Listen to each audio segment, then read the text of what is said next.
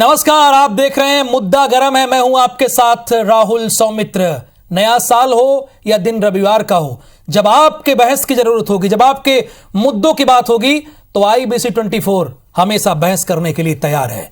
तो इस साल के अंत में मध्य प्रदेश में विधानसभा का चुनाव होना है। जाहिर सी बात, आप जानते हैं ये चुनावी साल है। नए साल में कांग्रेस और बीजेपी नए संकल्प के साथ सरकार बनाने के लिए मैदान में जा रही है, दोनों लोग। लेकिन सरकार तो कोई एक ही बनाएगा जो जनता चाहेगी। कांग्रेस ने नया साल नई सरकार के नारे के साथ मैदान में उतरने का निर्णय ले लिया है, तो वहीं बीजेपी अब की बार 200 पार के नारे को लेकर मैदान में उतरने की तैयारी कर रही है। इसी मुद्दे पर करेंगे बहस, लेकिन पहले हमारे दर्शक और जो हमारे मेहमान हैं जिन्हें आज इस बहस में हिस्सा लेना है, वो एक रिपोर्ट देख लें। मध्य प्रदेश में 13 दिनों तक भारत जोड़ो यात्रा करने वाले राहुल गांधी ने मध्य प्रदेश में कांग्रेस की सरकार बनने का दावा किया है, जिससे पार्टी कार्यकर्ताओं में उत्साह भर गया है। यही कारण है कि भोपाल की सड़कें बैनर और होर्डिंग से पट गई हैं, तो सोशल मीडिया पर भी कैंपेन जारी है। कमलनाथ को इन पोस्टरों में पूर्व नहीं भावी मुख्यमंत्री बताया गया है। नए साल पर कांग्रेस ने नारा दिया है, नया साल नई सरकार। भारतीय जनता पार्टी इस बार चुनाव नहीं जीतेगी।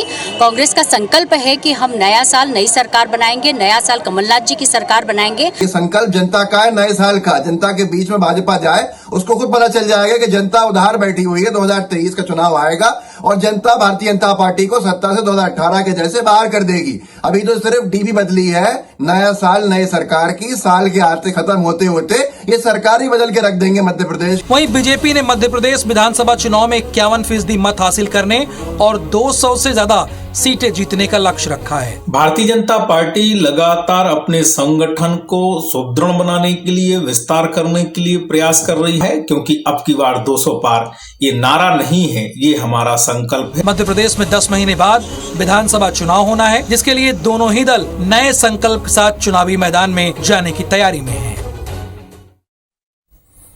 तो जाहिर सी बात है, ये चुनावी साल है और इस चुनावी साल में चाहे भारतीय जनता पार्टी हो या कांग्रेस, दोनों की स्ट्रेटजी एकदम क्लियर है कि इस चुनाव को जीतना।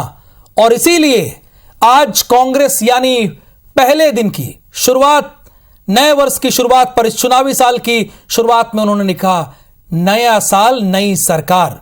कमलनाथ ने भी अपनी डीपी बदल दी है। सचिन सक्सेना जी, भारतीय जनता पार्टी के प्रवक्ता, हमारे साथ इस बहस में हिस्सा लेने के लिए हैं, और विक्की खोंगल जी भी हमारे साथ हैं, कांग्रेस के प्रवक्ता हैं। सचिन सक्सेना जी, शुरुआत मैं आपसे ही करूंगा, क्योंकि कांग्रेस आज ये कह रही है कि अभी तो सिर्फ डीपी बदली है, साल खत्म होते होते सरकार भी बदल जाएगी, यानी उनका जोश हाई है।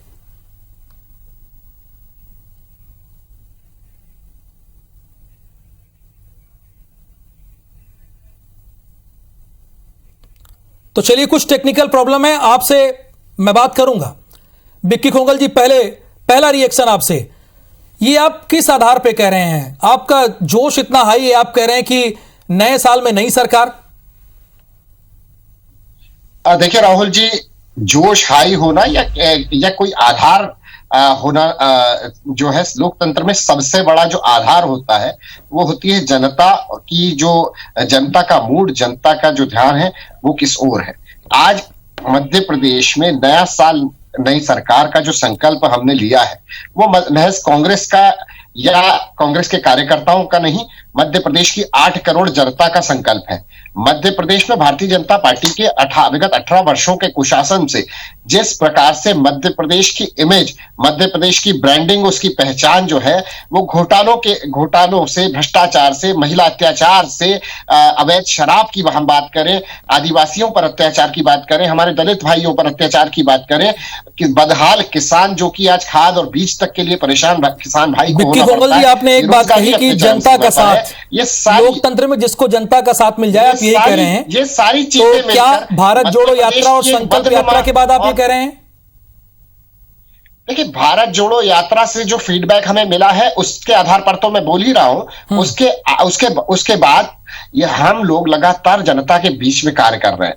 लगातार सजग विपक्ष होने के नाते जनता के तमाम मुद्दे, चाहे वो किसान के हो, चाहे वो कर्मचारी भाइयों के हो, चाहे वो हमारे दलित और आदिवासी वर्ग के हो, नौजवानों के मुद्दे हो, हम लगातार सदन से लेकर सड़क तक उन मुद्दों को उठाते आ रहे हैं। और हम जनता से जाकर जब जनता का फीडबैक ले रहे हैं तो देखने में ये आ रहा है कि लोकतंत्र की हत्या करके चुनी हुई सरकार को गिराकर जो ये सत्ता में आने वाली सरकार है, इससे आज मध्य प्रदेश की जनता त्राही त्राही कर रही है।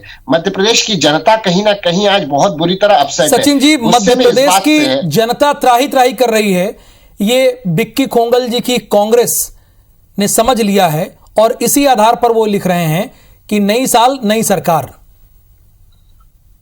राहुल जी, नया साल नई सरकार पर हो नहीं पाएगी इस बार। और त्राहिमाम कब मचा था ये आपको और हमें पता है कि उन 15 महीने की सरकार जो कांग्रेस की आई थी उसको लोगों ने भुगता है। जो झूठे वादे करके ये लोग सत्ता में आए थे वो लोगों को समझ में आ गई है, इसलिए जनता इनके साथ खड़ी नहीं होगी। लाख खुश हो ले, कोशिश कर ले, सपने देख ले, दिवा सपनों में चले जाए, लेकिन कुल मिला के इनकी जो परिस्थिति बनने वाली है वो ये बनने वाली है कि विपक्ष में थे, ये विपक्ष में ही रहेंगे। भारतीय जनता पार्टी के साथ तो ये किस आधार पे आप कह रहे हैं? देश की जनता खड़ी है। ये आप किस आधार पे कह रहे हैं? हम अपने विकास की नीतियों के आधार पे कह रहे हैं। अच्छा। जो कार्य हमने जनता के बीच में जाके किए हैं वो केंद्र सरकार की योजनाओं को लेकर हो, प्रदेश सरकार की योजनाओं को लेकर हो, या जो हमारी स्थानीय सरकार है उनको लेकर हो, वो जब जनता के बीच में गए और जो अंतिम व्यक्ति के लिए कार्य किया उसको मुख्य धारा में जोड़ने का जो हम लोगों ने कार्य किया है, सरकार की योजना आखिरी व्यक्ति को पहुंचाने का जो कार्य हम लोगों ने किया है, मैं उस आधार पे कह रहा हूं कि जनता पुनः हमारे साथ में खड़ी होगी और कांग्रेस को पुनः एक बार आईना दिखाएगी। ठीक है, आज ये खुश होने, क्योंकि उस वक्त ये खुश हो नहीं पाएंगे, इसलिए आज प्रयास है इनका, तो खुश होना अच्छी बात है। आज खुश हो लीजिए विक्की कोंगल जी, चूंकि सचिन जी कह रहे हैं कि उनकी पार्टी ने तो अंतिम पायदान पर बैठे लोगों के लिए भी काम किया है और हमारा संकल्प ये जनता के लिए काम करना, और हम करते रहेंगे। देखिए, अब की बार 200 पार का नारा भारतीय जनता पार्टी ने पिछली बार भी दिया था। अच्छा। और हुआ यह था कि मध्य प्रदेश, छत्तीसगढ़ और राजस्थान तीनों राज्यों को मिलाकर 200 पार नहीं कर पाए थे। तो भारतीय जनता पार्टी के तमाम खोखले वादे, आज मुख्यमंत्री जी की 20,000 से ज्यादा घोषणाएं अधूरी हैं। ये हम नहीं कह रहे, ये तमाम न्यूज एजेंसियों के माध्यम से आज हमें पता चलता है। कितनी योजनाएं अधूरी है कि मध्य प्रदेश की, सुन लीजिए, नहीं, 20,000 से ज्यादा घोषणाएं मुख्यमंत्री जी की अधूरी है जो उन्होंने तमाम जिलों में जाकर की है, जिसको ऑन रिकॉर्ड जो है मीडिया ने कवर किया है। नहीं, वो आपने नोट भी किया है 20,000? जी हाँ, बिल्कुल। मैं दावे के साथ कह सकता हूं कि हजारों की संख्या में मुख्यमंत्री जी की घोषणाएं अधूरी हैं। जिस जिले के अंदर वो गए, मुख्यमंत्री जी ने जो वादे किए थे लगातार पिछले 15 वर्षों के अंदर, उसमें से कई वादे आप तो कह रहे हैं कि अंतिम पायदान पर बैठे लोगों के लिए काम कर रहे हैं, लेकिन ये तो कह रहे हैं कि हजारों योजनाएं अधूरी है और उन्होंने नोट किया हुआ 2003 में किए हुए वादों का 2008 में संवाद हो रहा है ना, बहस हो रही है। अब एक ही आदमी बोलेगा तो बात नहीं हो पाएगी ना। अब सचिन जी को बोलने दीजिए। आप ही को बोल रहा हूँ, विक्की जी, आप ही का प्रश्न मैं आगे लेकर गया हूँ। आधे घंटे की बहस है, टाइम मिलेगा भरपूर, टाइम मिलेगा भरपूर सर, टाइम मिलेगा भरपूर। आप ही की बात को आगे लेके गया हूँ। बताइए। हजारों योजनाएं अधूरी है और आप तो सचिन जी कह रहे हैं कि अंतिम पायदान पर बैठे व्यक्ति के लिए काम कर रहे हैं। कांग्रेस ये कह रही है। पहले आप इस बात को समझ लीजिए। एक मिनट, सवाल सचिन जी से। राज्य के रूप में आज अरे सवाल सचिन जी से है ना, सवाल सचिन जी से है। हाँ बोलिए। मैं यही कह रहा हूँ राहुल जी कि कांग्रेस के पास न मुद्दा है, न नीति है, न नेतृत्व है, न कांग्रेस की नीयत है कार्य करने की। अब आप देखिए कि हजारों घोषणाएं अधूरी बता रहे हैं। हर वक्त भारतीय जनता पार्टी की सरकार जनता के बीच में रहकर कार्य करती है, जनता भाजपा का कार्यकर्ता जनता के बीच में रहकर कार्य करता है। और ये मैं नहीं कह रहा हूं, ये जो जनता समय समय पे जो लोकतंत्र का उत्सव आता है जिसको हम चुनाव कहते हैं, उस चुनाव में भारतीय जनता पार्टी की जो विकास की नीतियां है उस पर मोहर लगा के जनता ये प्रमाणित करती है कि जो योजना भारतीय जनता पार्टी की चल रही है वो जनता के बीच जा रही है और जनता उससे लाभान्वित हो रही है। ये हमने 29 जो उपचुनाव हुए तो उसमें भी देखा है और अभी 4 जगह जो उपचुनाव हुए उसमें भी आपने और हमने देखा। लेकिन उसके बावजूद ये लोग बात क्या कर रहे हैं कि घोषणा, हजारों घोषणा। देखिए, जनता का आदेश विक्की कोंगल जी चुनाव के तौर पर आता है, तो ये कह रहे हैं कि उपचुनाव भी आप देख लीजिए और पंचायत चुनाव या नगर निगम के चुनाव भी देख लीजिए। नगरीय निकाय और पंचायत के चुनाव के बाद ये स्थिति है सर कि भारतीय जनता पार्टी और आरएसएस के तमाम सर्वेस के अंदर कई सीटें, दर्जनों की संख्या में ऐसी सीटें हैं जो रेड जोन के अंदर है, डेंजर जोन में। इस बात को समझ लीजिए आप। और पंचायत तो चुनाव आपका सर्वे जो है इसीलिए 1-to-1 मुख्यमंत्री जी को तमाम विधायकों से चर्चा करनी पड़ रही है। आपके लक्ष्मण सिंह जी क्या कह रहे हैं? 15 महीने के लिए मैं बात करता हूँ भैया, 100 रुपए में 100 यूनिट बिजली हमने दी है, सीट नहीं आ पाएगी। आप 99 रुपए में देते हैं, हमने 27 लाख किसानों का कर्जा माफ किया है, 50 किसानों का कर्जा माफ करते, कोरोना का प्रबंधन ले लीजिए। लगातार मध्य प्रदेश की जनता को पुरानी पेंशन बहाली की बात हम कर रहे हैं कर्मचारियों के लिए, वो आप कर दीजिए। किसानों की आय दोगुनी करने की बात आप ही ने की थी ना। आपको समझना पड़ेगा महंगाई कि महंगाई की बात करता हूँ, महंगाई की बात करता हूँ। माननीय लक्ष्मण सिंह जी ने पेट्रोल क्या जो बात करी? 71 रुपए का था आज 108 रुपए का है या नहीं है? कहा कि हम 54 सीट सरसों का तेल जो 90 रुपए का था वो आज 200 रुपए आखिर किस छुड़ा या नहीं छुड़ा? बात कही? आटा जो 22 या 24 रुपए किलो था वो आज 35 रुपए 40 रुपए है या नहीं है? दूध, अरे मासूम बच्चों का दूध, मासूम बच्चों के दूध के दाम कंट्रोल नहीं कर पा रहे, मासूम बच्चों के दूध के दाम तो कंट्रोल नहीं कर पा रहे। और उसके बातें बड़ी बड़ी और वादे तमाम वादे बड़े बड़े। बताइए अभी 66 रुपए लीटर है कि नहीं है मासूम बच्चों को पीने का दूध?